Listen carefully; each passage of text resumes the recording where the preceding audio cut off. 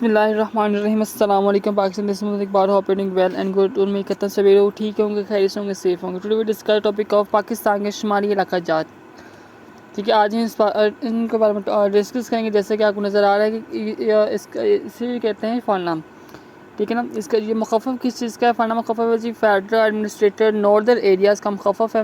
اس کے نیچے جو اس کے مختلف پوائنٹس لکھے گئے ہیں جن میں نمبر 1 ہے north area, the highest hill, کوہ ہمالیہ، کوہ کراکرم، کوہ ہندو کش، انڈیا، راجستھان، چائنا، افغانستان کے ساتھ ان کے کیا تعلقات ہیں، آج ہم تمام باتوں کو ڈسکس کریں گے۔ اس کے بعد کمپلیٹ اس کا رقبہ کتنا ہے، اس کی آبادی کتنی ہے، ان باتوں کو ہم ڈسکس کریں گے۔ تو آپ نے کوئی بھی بات اسکپ نہیں کرنی، ویڈیو کمپلیٹ دیکھنا ہے، ٹو دا اینڈ دیکھنا ہے، انشاءاللہ آپ کو علم میں بہت زیادہ اضافہ ہوگا۔ تو شروع کرتے ہیں جی۔ فانا کس چیز کا مخفف ہے؟ کس چیز کا مخفف ہے؟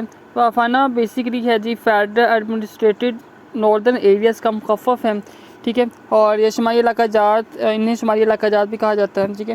شمالی علاقہ جات دنیا میں اپنی نوعیت کا واحد خطہ زمین ہے۔ اس میں دنیا کی بلند ترین 25 پہاڑی چوٹیوں میں سے 8 اس علاقے میں ہیں، ٹھیک ہے۔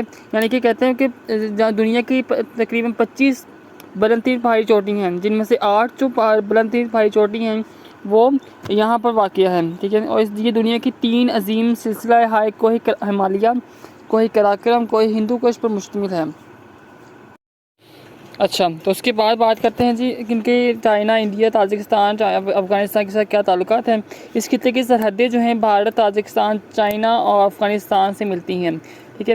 شمالی علاقہ جات کو 28 میں 1999 میں دوسرے صوبوں کی طرح حقوق دینے اور وہاں اپلیٹ کورٹ کے قیام کا حکم سپریم کورٹ نے اپنے تاریخی فیصلے میں دیا۔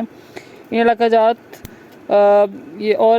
جات کو شارٹ ورڈ میں فانا اور ان کے مخفف ہے اور فیڈرل ایڈمنسٹریٹڈ ناردرن ایریاز سے ان کا مخفف بنتا ہے، ٹھیک ہے۔ اور اس کے بعد بات کرتے ہیں اس کا رقبہ کتنا ہے۔ اس کا رقبہ بیسیکلی جو لکھا جائے، اس کا رقبہ جو ہے وہ آسان الفاظ میں 72,496 مربع کلومیٹر اس کا رقبہ ہے، اور اس کی آبادی تقریباً 10 لاکھ سے زائد اس کی آبادی ہے، ٹھیک ہے۔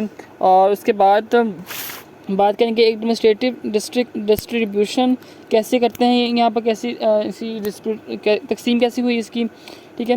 تو اس کی ڈسٹریبیوشن ایسی ہوئی کہ 5 ڈسٹرکٹ ہیں، 5 اضلاع ہیں اس میں، جن میں ایک گلگت ہے، غزر ہے، دیا، میر ہے، سکردو ہے اور گھانچہ اس کے اضلاع میں شامل ہیں، ٹھیک ہے۔ اس کے بعد جو ہے اس کی ایک اور ان اضلاع کو سب ڈویژن میں تقسیم کیا گیا ہے، ٹھیک ہے۔